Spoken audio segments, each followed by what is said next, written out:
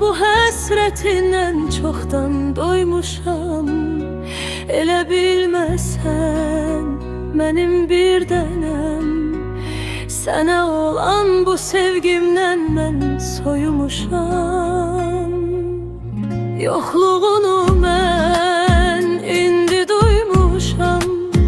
Vallah bu həsrətindən çoxdan doymuşam. Elə bilməsən mənim bir dənəm, sənə olan bu sevgimdən mən soyumuşam. Yollarına gizli gizli baxıb ağlaram, şəklini ürəyimə büküb saxlaram. Gecə gündüz dəniz kimi coşub çağlaram.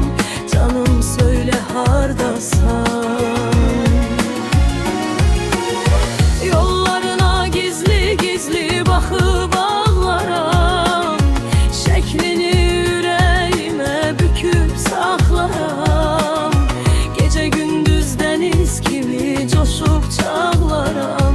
Canım söyle hardasan?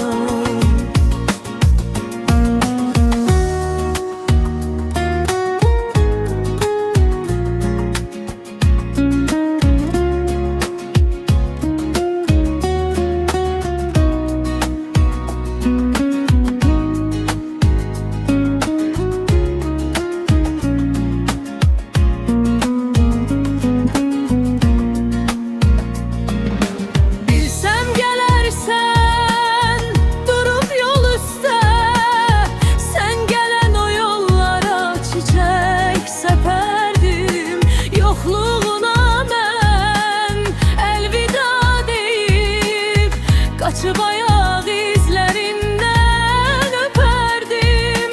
Bilsəm gələrsən, durub yol üstə, sən gələn o yollara çiçək səpərdim. Yoxluğuna mən əlvida deyib, qaçıb ayaq izlərindən öpərdim. Yollarına gizli gizli baxıb ağlaram, şəklini ürəyimə büküb saxlaram.